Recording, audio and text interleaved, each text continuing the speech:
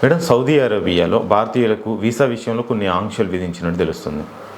Yes, usually Saudi అరేబియాలో skilled labour ఎవరైతే ఉంటారో, పని తెలిసిన వాళ్ళు, ఇండియా సెకండ్ ప్లేస్ అనమాట. ఇక్కడి నుంచి వలస వెళ్ళేవారు. ఫస్ట్ ప్లేస్లో బంగ్లాదేశ్ వాళ్ళు ఎక్కువ వెళ్తారు. వాళ్ళు ఒక 27 లక్షల మంది అక్కడ ఉన్నారు.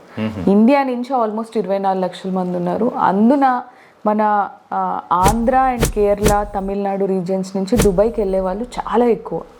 ఓకే, ఈ స్కిల్డ్ లేబర్ ఎవరైతే వెళ్తున్నారో వీళ్ళు కొంతమంది దొంగ సర్టిఫికెట్లు పెట్టుకొని వెళ్ళడము, లేదు అని అంటే చదువుకి సంబంధించిన ప్రొఫెషనల్ సర్టిఫికెట్స్ కానీ ఏవైనా కొన్ని ఫేక్ సర్టిఫికెట్స్ పెట్టుకొని వెళ్ళడం జరుగుతోంది. సో వీళ్ళని నియంత్రించాలి అని Saudi Arabia government అనుకుంటోంది.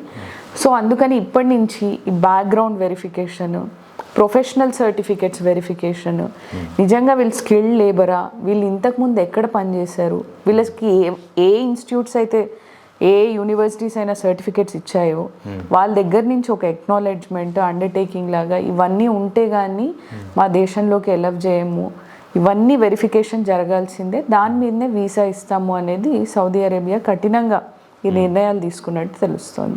So usually Saudi అరేబియాకి మన వాళ్ళు కార్పెంటరీ, ఈ బిల్డింగ్స్ కట్టడానికి వెళ్ళడము, ఒంటెల్ని చూసుకోవడానికి వెళ్ళడం, ఇలా రకరకాల స్కిల్ లేబర్ వెళ్ళి పనిచేస్తూ ఉంటారు అక్కడ డ్రైవర్స్ కింద. సో వీళ్ళని కట్టడి చేయడానికి అనుకోవచ్చు, లేదు అని అంటే ఫేక్ సర్టిఫికేట్స్ ఎక్కువైపోయి నిజంగా స్కిల్డ్ పీపుల్ రావట్లేదు అనుకోనో వాళ్ళైతే వీసా మీద ఆంక్షలు విధించడం జరిగింది.